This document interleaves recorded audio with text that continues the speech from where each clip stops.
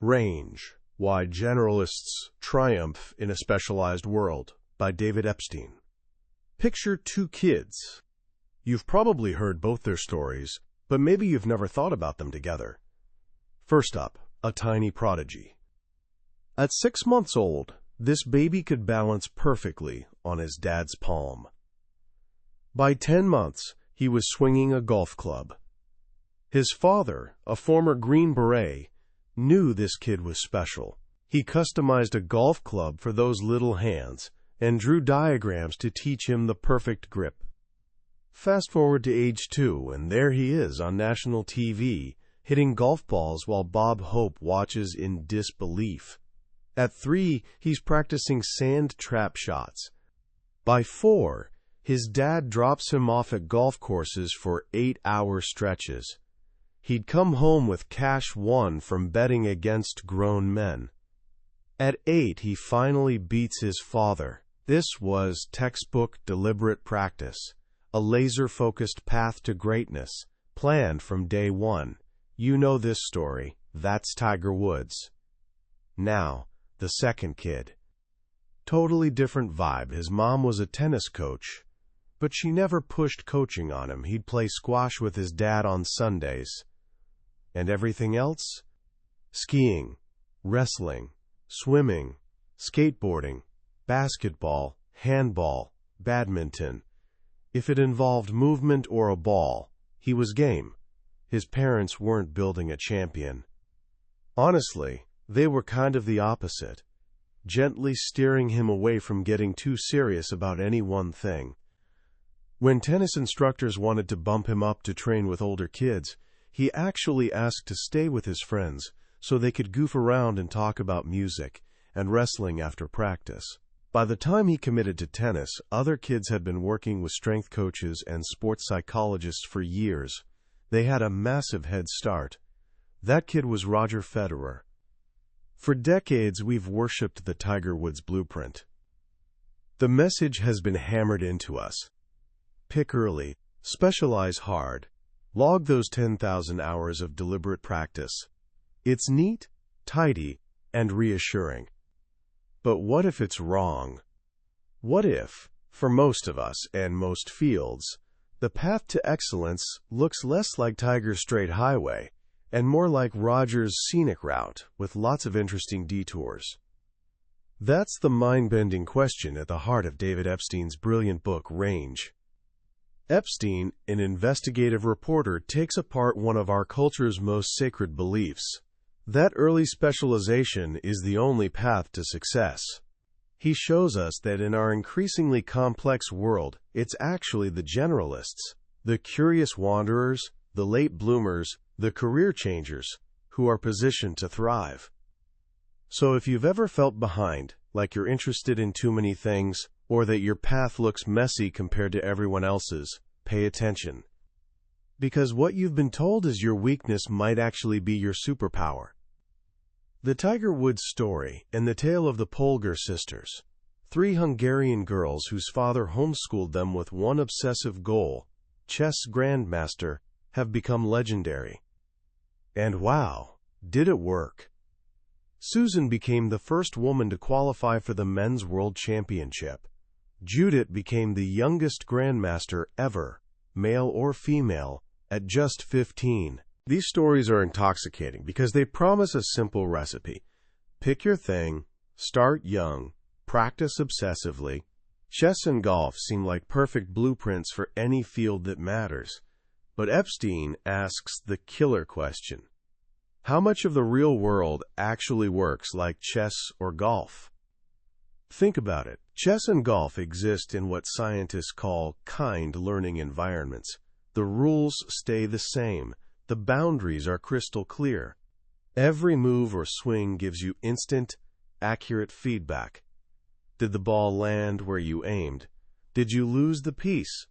Because patterns repeat reliably, you improve by doing the same thing over and over. This is specialist territory. But here's the thing. Most of the world isn't a kind learning environment. It's wicked. The rules are unclear or constantly shifting. Patterns might be hiding or might not exist at all. Feedback comes late, if it comes at all, and it's often misleading. In wicked environments, strategies that work brilliantly in golf or chess can spectacularly backfire. There's this chilling example of a doctor in old New York who became famous for diagnosing typhoid fever. His secret technique? He'd feel patients' tongues with his bare hands, and boom! He'd nail the diagnosis before other symptoms appeared. His experience kept confirming his genius. Except he was an asymptomatic typhoid carrier, infecting every patient he touched. In that wicked environment, experience taught him exactly the wrong lesson. Our modern world is getting more wicked by the day. It's less like chess, and more like what one psychologist called Martian tennis. You can see players, rackets, and balls, but nobody's explained the rules. You're figuring them out as you go, and they might change tomorrow. Something fascinating happened to prepare our brains for this. In the early 1900s, psychologist Alexander Luria traveled to remote Soviet villages in places like Uzbekistan. These people lived concrete, experience-based lives. When Luria showed them pictures of a hammer, saw, log, and hatchet, then asked which didn't belong, they were confused. "They all go together," one said. "You need those tools to work on the log." They couldn't form the abstract category tools. Their thinking was tied directly to daily, practical life. But when these villages modernized, schools, collective farms, connections to cities, their thinking transformed. Within one generation, they started thinking abstractly. They could group objects conceptually. They could solve logic puzzles about things they'd never encountered.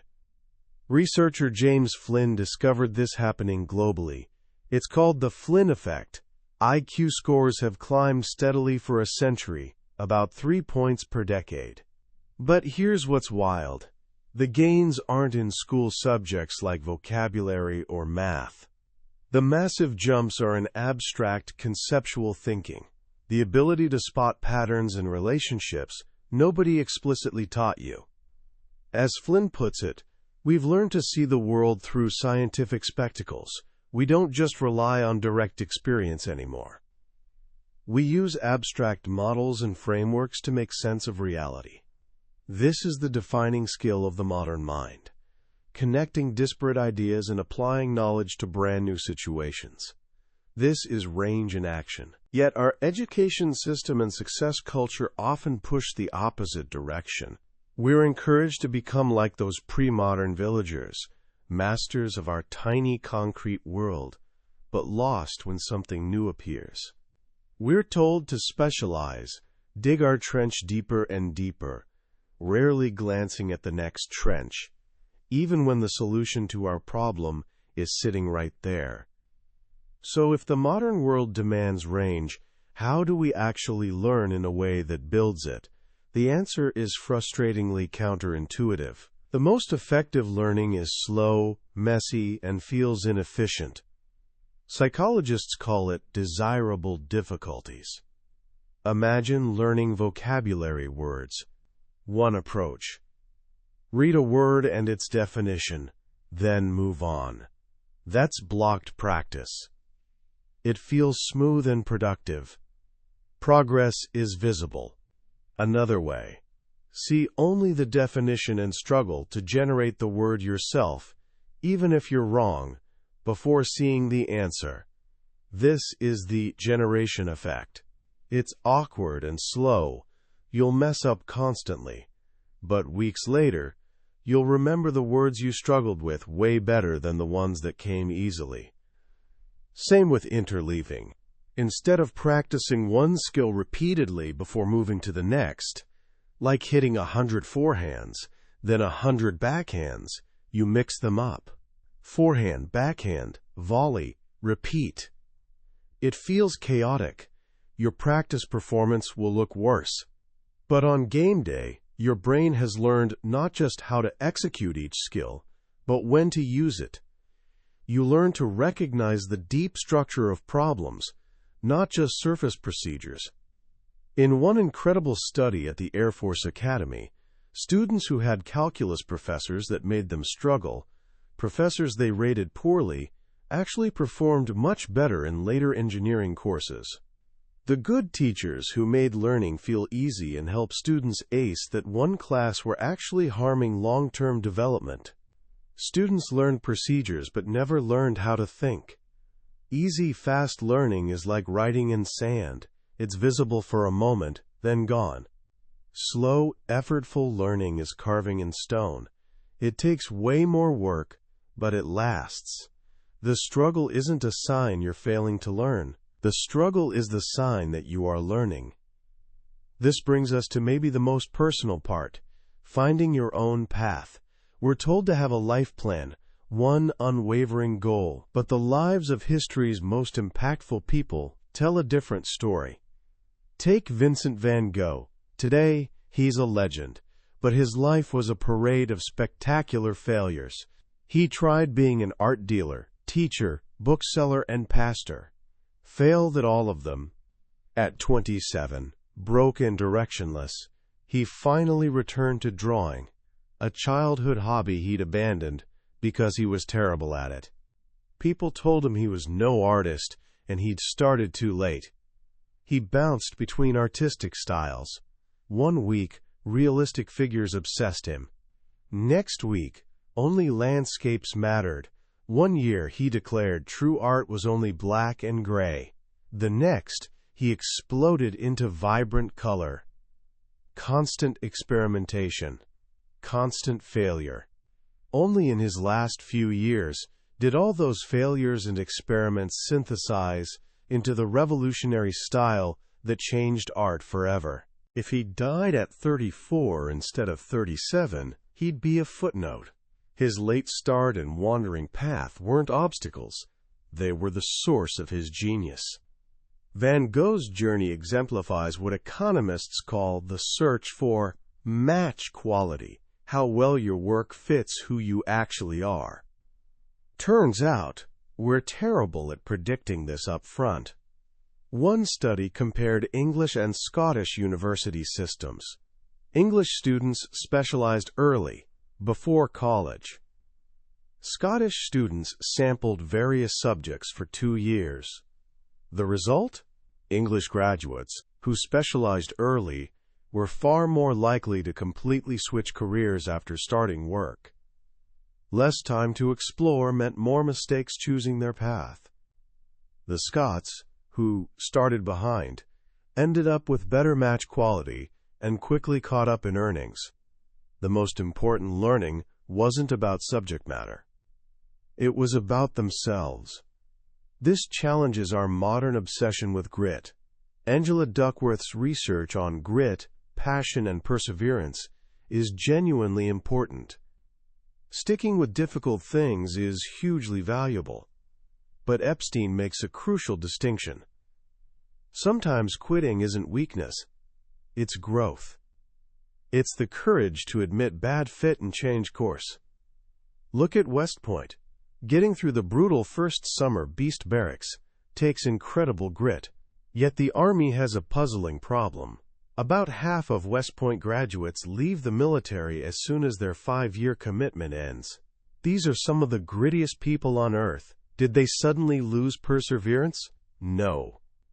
They spent their 20s learning about themselves and the world, and realized better matches existed. They weren't quitting. They were optimizing for match quality. So how do you find this match quality? Organizational behavior expert Herminia Ibarra offers advice that flips conventional wisdom. We're told, first think, then act. Introspect. Find your passion. Make a grand plan. Then execute. Ibarra's research on successful career changers shows the opposite. We learn who we are by doing, not thinking. Her advice, first act, then think. Don't try answering the paralyzing question, what is my one true passion? Instead, ask smaller, testable questions. Which possible self should I explore now? What small experiment can I run? Be a scientist of yourself. Take a class. Volunteer for a weekend project. Grab coffee with someone in an intriguing field. Low-stakes tests. Instead of plan and implement, adopt, test, and learn.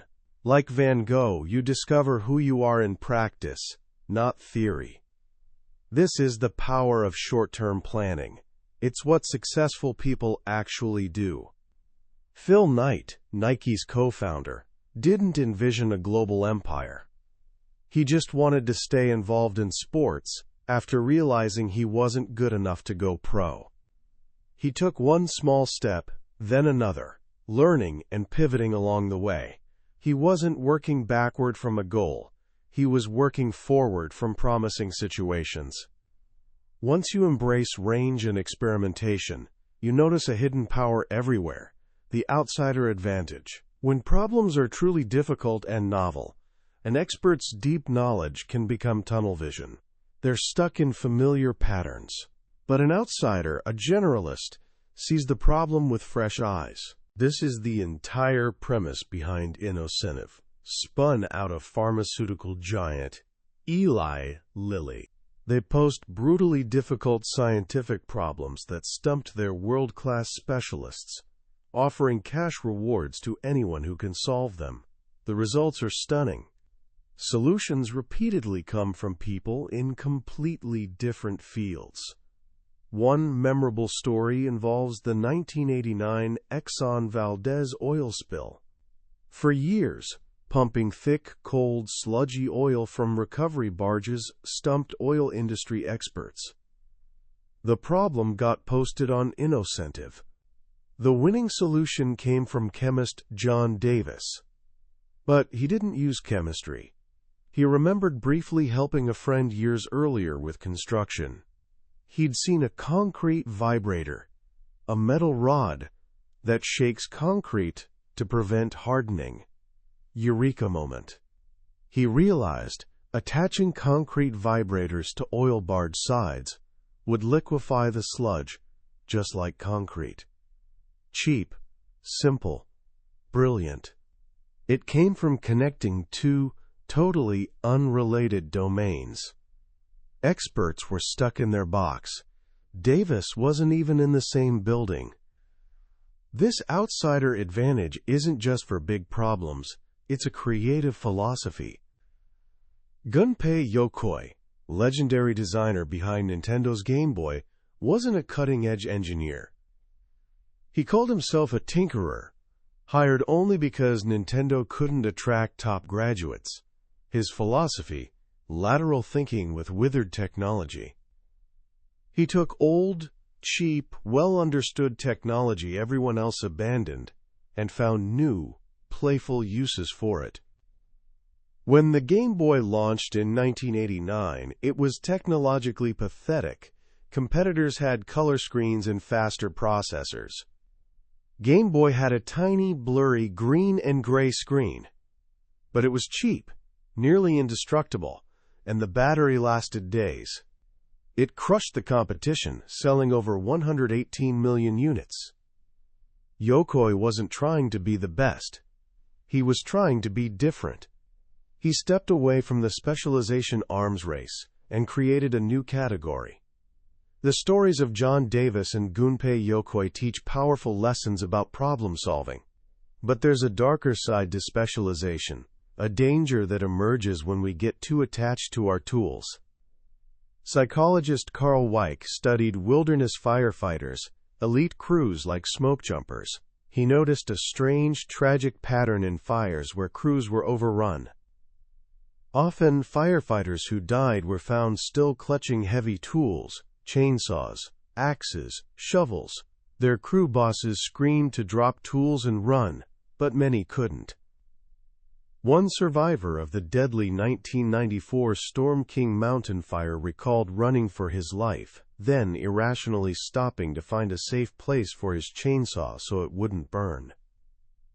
To a firefighter, tools are identity.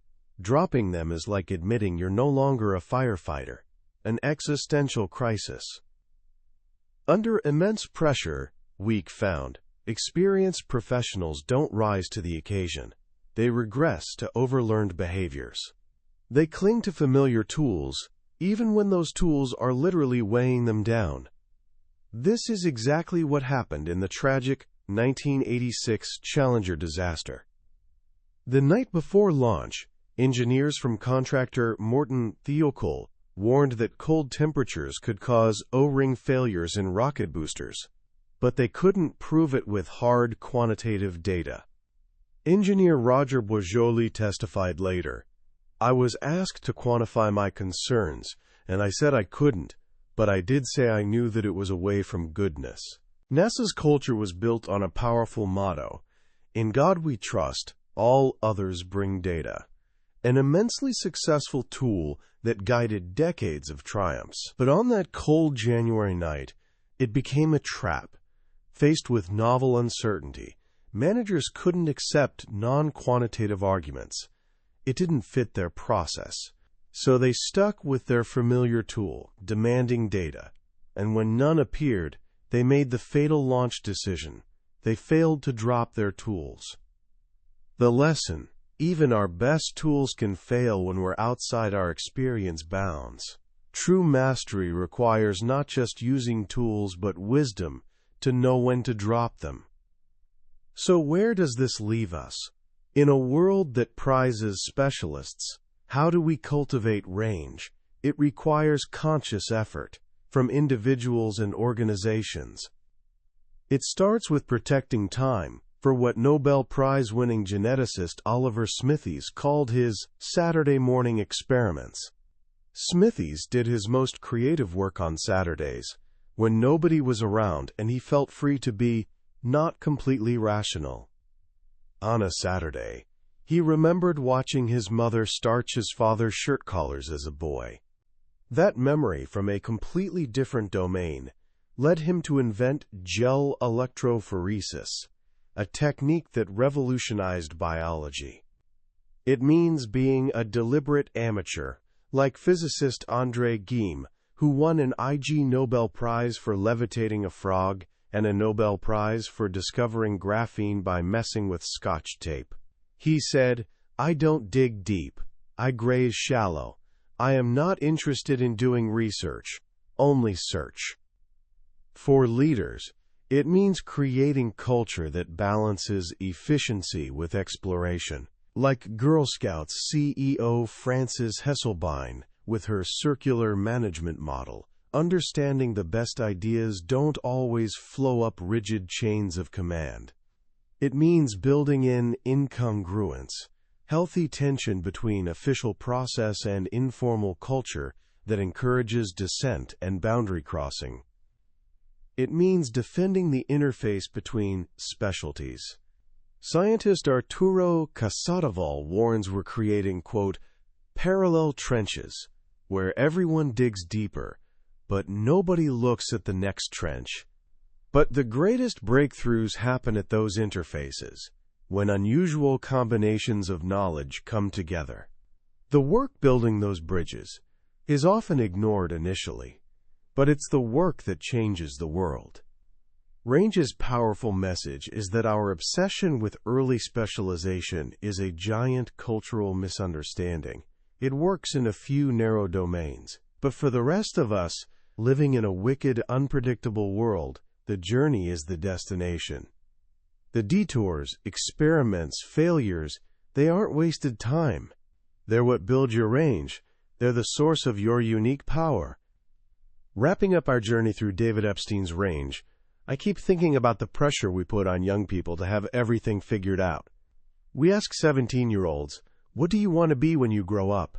as if it's one final choice. We celebrate prodigies who've known their path since age 5. This book is a powerful, necessary antidote to that pressure. The most profound lesson for me is reframing what behind means. In a world obsessed with head starts, feeling late to the game is incredibly stressful. But Epstein shows us, story after story, that a period of sampling, trying different things and learning about yourself, isn't a detour. It is the path. Your diverse experiences, the things you tried and quit, subjects you were briefly curious about. These aren't liabilities. They're raw material for your unique advantage. It reminds me of Steve Jobs' famous Stanford commencement address. He talked about dropping in on a calligraphy class in college. No practical application at the time. Just a curiosity-driven detour. But 10 years later, designing the first Macintosh, it all came back. The Mac was the first computer with beautiful typography. Because of that one seemingly useless class. You can't connect the dots looking forward, only looking backward. Range teaches us that the best way to have lots of dots to connect is to wander, explore, and collect experiences. So how can you apply this mindset today? Here are simple actions inspired by the book. First, start your own Saturday morning experiment. Like Nobel laureate Oliver Smithies, protect a small block of time each week for pure curiosity. No goals, no success expectations. Learning guitar chords, trying a new recipe, writing a short story. The goal isn't productivity, it's playfulness and following curiosity. This is how you find unexpected connections. Second, become an expert questioner, not just someone with answers. Next time you face a problem, don't just dive in. Stop and ask, what kind of problem is this? Have I seen this deep structure before in a totally different context? Like the chemist who solved the oil spill by thinking about slushies and concrete vibrators. Actively seek analogies from outside your field. Read a book or watch a documentary on something you know nothing about, hunting for metaphors and models you can apply to your life. Third, embrace short-term planning. Instead of mapping the next 5 years, think about the next 3 months. What's one small, low-stakes experiment to test a possible self? Maybe volunteering at an animal shelter for a day, taking an online coding workshop, or joining a local theater group. Remember Herminia Ibarra's advice. Act first, then think. You don't discover yourself through introspection, you discover yourself through action. That was a summary of Range, Why Generalists Triumph in a Specialized World, by David Epstein. We've covered the big ideas, but honestly, a summary is like a travel brochure. It shows you beautiful sights, but it can never replace actually taking the journey. The real magic of this book is in the stories, in quiet moments when a particular example or simple phrase makes you see your own life differently. This summary helps you decide if this book is worth your time. If anything today sparked your curiosity or made you feel less alone on your winding path, grab a copy. Reading it isn't just learning. It's an experience that can genuinely give you permission to be yourself. Link to the book is in the description. Also, if you found this summary valuable, it would mean the world if you would hit that like button and subscribe. That way, you won't miss our next journey into another life-changing book. Let's keep learning and growing together.